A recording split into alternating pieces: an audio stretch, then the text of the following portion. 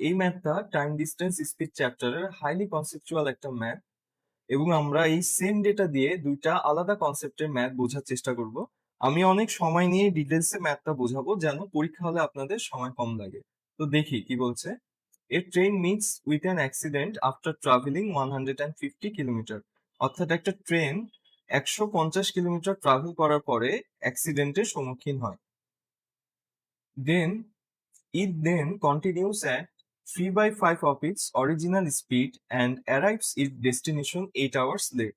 এরপরে ট্রেনটা কি করে, আগে যে স্পিডে যাচ্ছিল, কথার কথা আগে এক্স স্পিডে যাচ্ছিল, তার হচ্ছে 3/5 স্পিডে কন্টিনিউ করে, অর্থাৎ 3x/5 স্পিডে কন্টিনিউ করে। Had the accident ochre 360 kilometre further along the track. অর্থাৎ অ্যাক্সিডেন্টটা যে জায়গায় হয়েছিল সেই জায়গায় না হয়ে যদি আরো 360 কিলোমিটার যাওয়ার পরে অ্যাক্সিডেন্টটা হতো, তাহলে then the train would have arrived only 4 hours late. তাহলে ট্রেনটা শুধু 4 ঘন্টা পরে তার ডেস্টিনেশনে পৌঁছাতো। এখন আমরা খেয়াল করি এইটুকু ডিস্টেন্স কিন্তু সে সেম স্পিডে গেছে, কারণ এতক্ষণ পর্যন্ত তার অ্যাক্সিডেন্ট হয়নি। ডিফারেন্স শুরু হয়েছে কোথা থেকে, এই যে পরবর্তী যে 360 কিলোমিটারটা গেছে, এবার কিন্তু এত দূরও তার অ্যাক্সিডেন্ট হয়নি। মানে এটাও সে নর্মাল এক্স স্পিডে গেছে এবং আরো 360 কিলোমিটার যাওয়ার পরে তার অ্যাক্সিডেন্ট হয়েছে। সো বাকিটা সে স্লো স্পিড অর্থাৎ 3x/5 স্পিডে গেছে। যেহেতু আগে সে 8 আওয়ার লেট ছিল এবং বর্তমানে ট্রেনটি 4 আওয়ার লেট, তাহলে তার সময় বাঁচছে কতক্ষণ, 4 ঘন্টা। এই 4 ঘন্টা সময় তার কেন সেভ হলো, এই জিনিসটা বোঝাটাই হচ্ছে এই অঙ্কের সবচেয়ে ইম্পর্টেন্ট জিনিস। এই দেখেন শুরুর যে 150 কিলোমিটার, এখানে কিন্তু তার কোনো সময় বাঁচেনি। কেন? কারণ সে একই স্পিডে গেছে। পরবর্তী যে 360 কিলোমিটার, এইখানেই কিন্তু তার সময়টা সেভ হয়েছে। কারণটা কি? আগের বার অ্যাক্সিডেন্ট হয়ে গেছিল, সে গেছিল 3x/5 স্পিডে। এবার কিন্তু অ্যাক্সিডেন্ট হয়নি, সে নর্মাল স্পিডে যাইতে পারছে। তো আমরা সিম্পলি বলতে পারি T2 - T1 ইকুয়াল টু হচ্ছে 4 আওয়ার। এবং টাইমের সূত্র কি, টাইম সমান সমান হচ্ছে ডিস্টেন্স ভাগ স্পিড। আমরা এখনই কি দেখলাম, এই যে এখান থেকে এই পর্যন্ত যে ডিস্টেন্সটা, এই ডিস্টেন্সটুকু যাওয়ার জন্যই তার 4 ঘন্টা সেভ হয়েছে। সো আমরা বলতে পারি ডিস্টেন্স হচ্ছে 360। 360 ডিভাইডেড বাই T2 এর ক্ষেত্রে আমরা স্পিডটা কত নিব। একটা জিনিস আমরা সবসময় মাথায় রাখবো, স্লো স্পিডে গেলে সময় বেশি লাগে, ফাস্ট স্পিডে গেলে সময় কম লাগে। ইনভার্স রিলেশনশিপ টাইম আর সময়ের মাঝে, হ্যাঁ। সো অবভিয়াসলি T2 তো বড় হবে, মানে স্লো স্পিডে গেছে।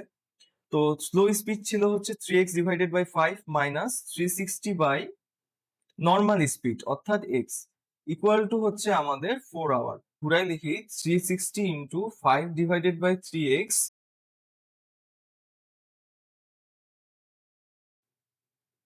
এখানে 3 দিয়ে 120 কাটাকাটি করা যায়, তাহলে আসলো 600 divided by X minus 360 divided by X equal to 4।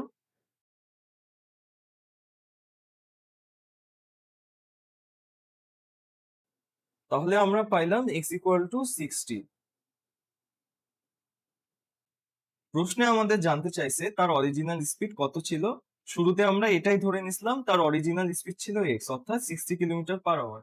যদি প্রশ্নে এমন জানতে চাওয়া হইতো যে অ্যাক্সিডেন্ট হওয়ার পরে তার স্পিড কত ছিল, তাহলে আমরা কি বলতাম 3x/5 অর্থাৎ 3 × 60/5।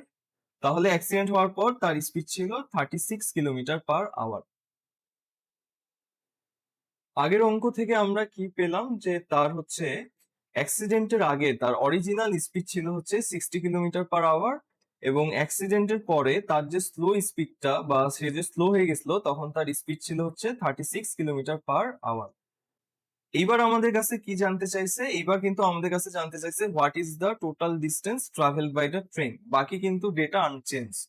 আমরা যদি প্রথম কেসটা আবার একটু খেয়াল করি, ট্রেনটা হচ্ছে নর্মাল স্পিডে যাচ্ছিল বা তার অরিজিনাল স্পিডে যাচ্ছিল, 150 কিলোমিটার গেল, এরপরে হচ্ছে অ্যাক্সিডেন্টের সম্মুখীন হলো, তারপরে হচ্ছে ট্রেনটা বাকি ডিস্টেন্স স্লো স্পিডে গেল। তো টোটাল ডিস্টেন্স কিন্তু আমরা জানি না, হ্যাঁ। টোটাল ডিস্টেন্সটা আমরা ধরে নিচ্ছি ডি, অর্থাৎ স্লো স্পিডে কতটুকু ডিস্টেন্স গেছে, তাহলে D - 150 কিলোমিটার ডিস্টেন্সটা সে স্লো স্পিডে গেছে। আমরা আগের অঙ্ক থেকে কি বের করলাম, অ্যাক্সিডেন্টের আগ পর্যন্ত তার যে নর্মাল স্পিডটা ছিল সেটা ছিল 60 কিলোমিটার পার আওয়ার, এবং অ্যাক্সিডেন্টের পরে সে 36 কিলোমিটার আওয়ারে বাকি ডিস্টেন্সটা গেছে। প্রশ্নে আমাদের বলা আছে কি অ্যাক্সিডেন্টের কারণে তার ৮ ঘন্টা লেট হয়, অর্থাৎ অ্যাক্সিডেন্ট না হলে কিন্তু সে ৮ ঘন্টা আগেই পৌঁছে যেত। আবার আগের মতো আমরা বলতে পারি দুইটা সময়ের পার্থক্য হচ্ছে ৮ ঘন্টা। এখন কথা হচ্ছে এই ৮ ঘন্টা সময়ের পার্থক্যটা কোন ডিস্টেন্সের জন্য হলো। এই যে D-150 কিলোমিটার ডিস্টেন্সটা, এইটুকু ডিস্টেন্সে অ্যাক্সিডেন্টের কারণে স্লো গেছেই দেখে কিন্তু ৮ ঘন্টা সময়ের পার্থক্য হয়। বাকি যে 150 কিলোমিটার আছে দুইটা কেসে কিন্তু সে একই স্পিডে গেছে, কিন্তু অ্যাক্সিডেন্ট হওয়ার কারণে এই ডিস্টেন্সটা সে পরবর্তী কেসে আমাদের স্লো স্লো স্পিডে গেছে। তাহলে সেম আগের ম্যাথের মতো আমরা বলতে পারি D-150 ডিভাইডেড বাই, আমাদের নিতে হবে প্রথমে slow speed, minus D-150 divided by fast speed equal to হচ্ছে 8 আওয়ার। এখানে আমরা যদি লসাগু করে দেই আসবে হচ্ছে 180, 36 ইন্টু 5 180, তাহলে 5 into D-150 minus 3 into D-150 equal to 8। এখানে যদি আমরা একটা টেকনিক অ্যাপ্লাই করি আমাদের ক্যালকুলেশনটা অনেক ইজি হয়ে যাবে। আমরা দেখতে পারতেছি D-150 কিন্তু কমন নেওয়া যায়, সো D-150 কমন নিলে থাকে আমাদের হচ্ছে 5 মাইনাস 3 বা 2। সো এটাকে আমরা এইভাবে লিখতে পারি D-150 into 2 divided by 180 equal to 8। আমরা জানি লবে লবে কাটাকাটি করা যায়, সো সিম্পলি এটাকে আমরা 4 লিখতে পারি। তাহলে আমরা পাই D-150 ইকুয়াল টু 4 ইন্টু 180, মানে D-150 ইকুয়াল টু 720। অতএব D equal to 720 plus 150 equal to 870, এটাই আমাদের অ্যান্সার।